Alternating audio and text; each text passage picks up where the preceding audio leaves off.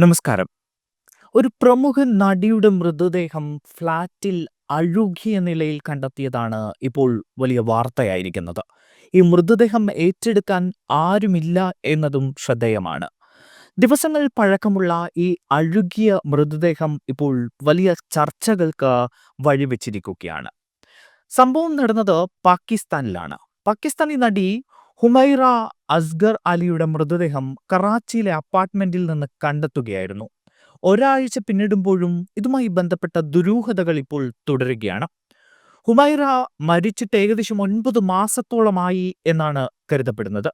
കഴിഞ്ഞ ആഴ്ചയാണ് അഴുകിയ നിലയിലുള്ള മൃതദേഹം പോലീസ് കണ്ടെത്തിയത്.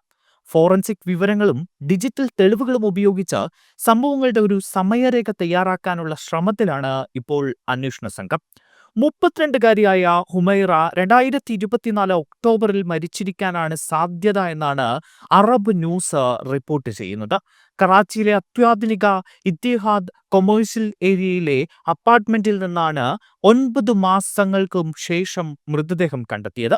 വാടകയ്ക്ക് താമസിച്ചിരുന്ന ഫ്ളാറ്റ് ഒഴിപ്പിക്കാൻ കോടതി അസിസ്റ്റന്റ് എത്തിയപ്പോഴാണ് ഹുമൈറയുടെ മൃതദേഹം കണ്ടെത്തിയത്. പ്രാരംഭ പോസ്റ്റ്മോർട്ടം റിപ്പോർട്ടുകൾ ഹുമൈറയുടെ മരണം 1 മാസം മുൻപാണ് എന്ന് സൂചിപ്പിച്ചുവെങ്കിലും അവരുടെ ഡിജിറ്റൽ വിവരങ്ങൾ ഞെട്ടിക്കുന്നതായിരുന്നു.